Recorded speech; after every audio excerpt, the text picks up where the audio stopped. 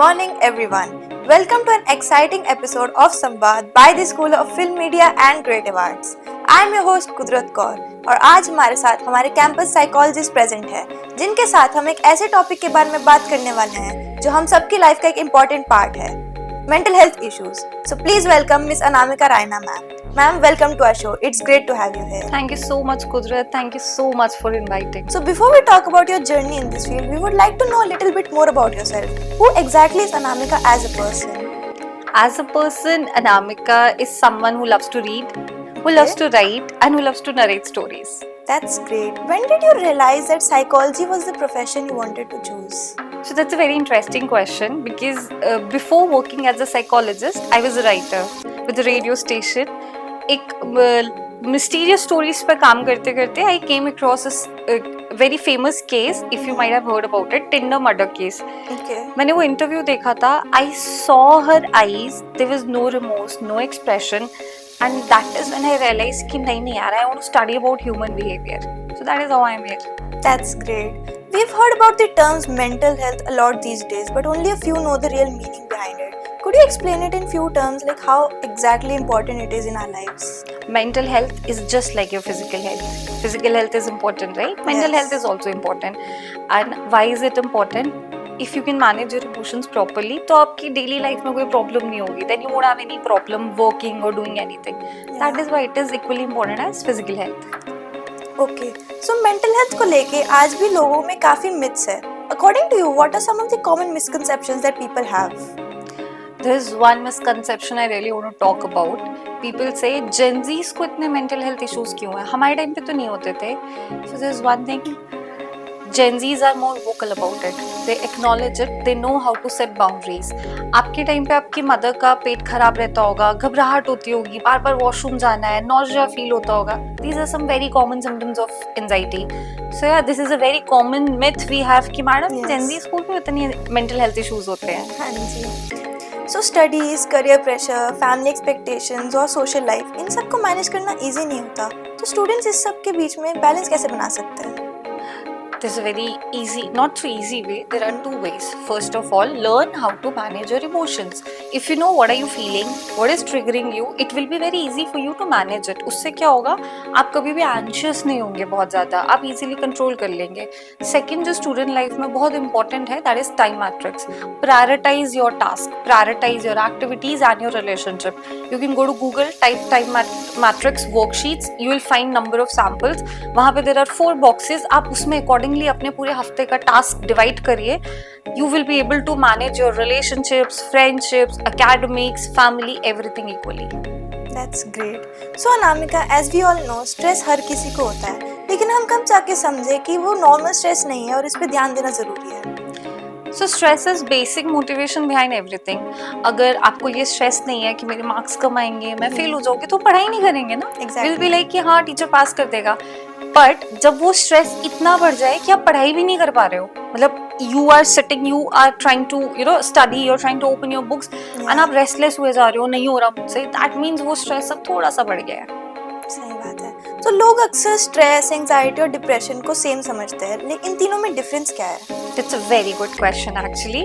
Stress, I told you, basic motivation है. जब वो स्ट्रेस इतना बढ़ जाए कि you're not able to perform your daily activities properly, that is called anxiety. जब आप अपना नॉर्मल काम नहीं कर पा रहे, आपको घबराहट होना शुरू हो जाती है, हार्ट बीट तेज हो रही है, हाथों में पसीने आ रहे हैं, cold flushes, hot flushes, x number of symptoms, right? And depression is always clinically diagnosed. We use ICD और DSM to diagnose depression. बहुत बार हम लोग नॉर्मल हार्ट ब्रेक को, थोड़े से सेटबैक को, माइल्ड सैडनेस को डिप्रेशन समझ बैठते हैं. So depression can only be diagnosed in clinics. That's great.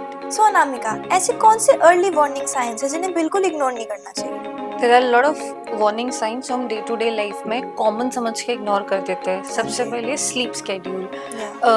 अगर आप महीने में 4 दिन डिस्टर्ब स्लीप है आपकी, लाइक या तो आपको बहुत ज़्यादा नींद आ रही है, या आप सो नहीं पा रहे हो, या फिर आप सोए हो but you are dreaming a lot, आप उठते हो, you are tired, that is normal.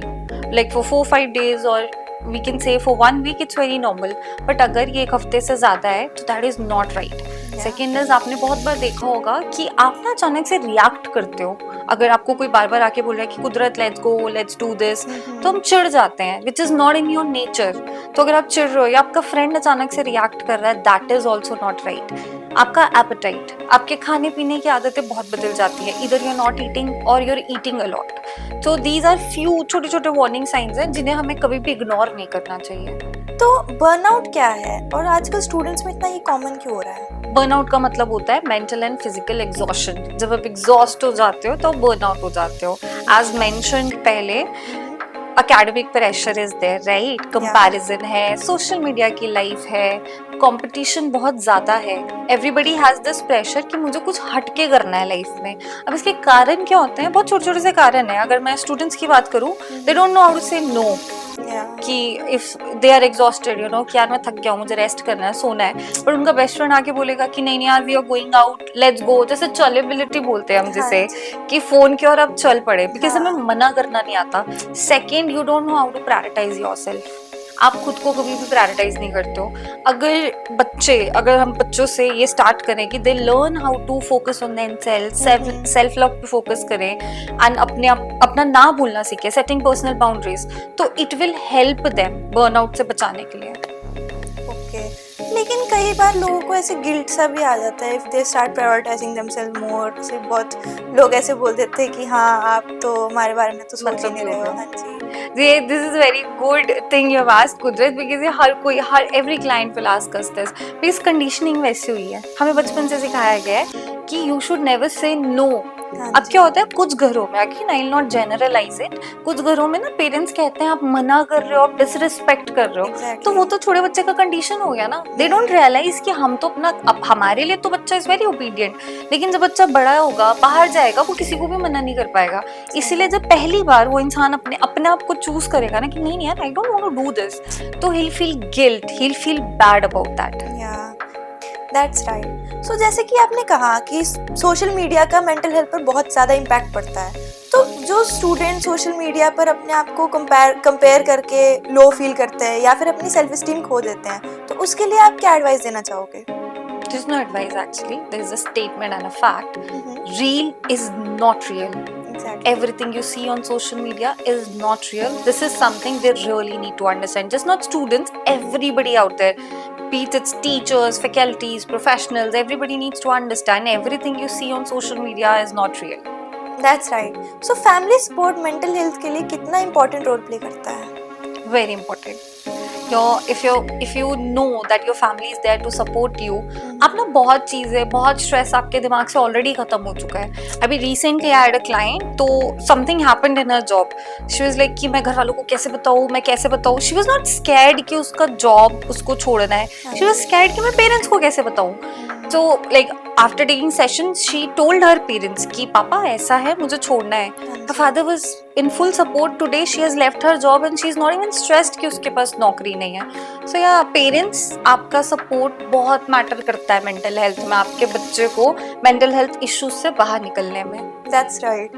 So friendship issues, breakup या फिर rejection, इन सब को इमोशनली हैंडल कैसे किया जा सकता है? In a healthy way, right? Yeah. So first is accepting. Okay. In this life you will meet people will come, people will leave, right? Yeah. Second, learn how to manage your emotions. I have repeated this again and again. If we as humans हम ये सीख लेना कि अपने emotions को कैसे manage करना है, तो हमारे लिए कोई भी सिचुएशन इजी हो जाएगी। Then again there is one catch कि बहुत लोगों को लगता है इसके बाद तो कोई फर्क ही नहीं पड़ेगा। फर्क पड़ेगा, बुरा भी लगेगा, बट कंपैरेटिवली असर बहुत कम होगा and you will be able to manage it easily. That's great.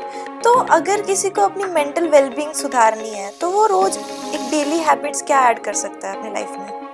Okay, Kudrat, so these are very basic habits. Okay, a lot of people will say, अरे मैडम ये तुम रोज सुनते हैं। Walk करना, move your body. Please stop being a couch potato. क्या आप couch potato हो? हाँ जी, नहीं। So stop being a couch potato. अब ना screen time कम करो please. कुछ creative सीखो. Like involve yourself in some creative, physical workout बहुत ज़्यादा ज़रूरी है. And write. There are times we don't have anyone जिससे हम बात कर पाएं, तो लिखो whatever you feeling, सब लिखो and very last and very important is that दिमाग में ना बहुत सारा क्लटर इकट्ठा हो जाता है, विच मीन्स कि आपके दिमाग में एक चीज को लेके स्ट्रेस है लेकिन उसके आसपास 10 चीजें और है, तो we are not able to prioritise, we are not able to identify कि एग्जैक्टली प्रॉब्लम का है. तो लिखो whatever is happening in your brain, close your eyes, take a deep breath, open it and write down all the thoughts you have in your brain. That's right. आजकल लोग बहुत overthink करते रहते हैं हर छोटी छोटी चीज़ों पे, बट उसको हैंडल नहीं किया जा सकता. वो लोग फिर सोशल मीडिया पे डूम स्क्रॉलिंग करने लग जाते हैं just to numb themselves. So how can they? मैंने अभी जैसे कहा कि whenever your brain is running like a maniac, कि रुक नहीं रहा है ना रात को भी या कभी भी, हाँ जी. सबसे पहले एक जगह बैठो, एकांत में आंखें बंद करो, सांस लो, सांस छोड़ो. You can do box breathing और एनीथिंग या फिर normal breathing. Open your eyes, pen paper पे लिखो कि व्हाट आर फर्स्ट 5 थॉट्स जो दिमाग में आ रहे हैं, जो आ रहे हैं ना, those are the thoughts you have to work on. Second, सोने से पहले ना, सॉरी, बेड पे जाते वक्त there are lot of people जिनका दिमाग रुकता ही नहीं है. कॉन्टिन्यूसली आप सोच रहे हो, कुछ ना कुछ चल रहा है दिमाग में. Pretty sure you might have done that, I have done that at one point. Write down before you sleep. Write down about your day. Write down first 5 thoughts आपके दिमाग में क्या आ रहे हैं, सोने से पहले आपको कैसा लग रहा है. इससे क्या होगा, आपका दिमाग शांत होगा because you are taking out whatever is in your brain. Okay, so Namika, time for something fun. Let's end this with a quick rapid fire. Mental health in one word. Peace. Meditation or music? Depends upon you. Tea or coffee? पानी P low. Morning person or night owl? जैसे तुम्हारी मर्जी. One book everyone should read. Your preference. एक mental health myth जो आप break करना चाहेंगे. Gen Zs को ज्यादा इश्यूज नहीं है, they just know about it. Your favorite motivational quote? Motivational तो नहीं है, but एक metaphor kind of thing है. Stop putting your feelings under the carpet. That's great. Happiness means? सुकून. आज के यूथ के लिए सिर्फ 3 words. Stop, reflect and act. That's great. So जाने से पहले एक last question. Mentally healthy life आपके अकॉर्डिंग क्या है और हमारे व्यूअर्स के लिए आप क्या कहना चाहेंगे? Move your body, eat healthy, prioritize yourself. That is it. That's beautiful. Thank you so much, Anamika, for sharing these valuable insights. We truly enjoyed this conversation, and I'm pretty sure everyone listening have learned something great from you. And to those who are listening, if you want to seek professional help, you can visit the Happiness Center at CGC University. This is our Samvad series, and we'll be back with many more inspiring stories from our incredible faculty members. I'm Kudrat Kaur signing off. Until next time, keep learning, keep growing, and keep believing in yourself. Thank you for watching.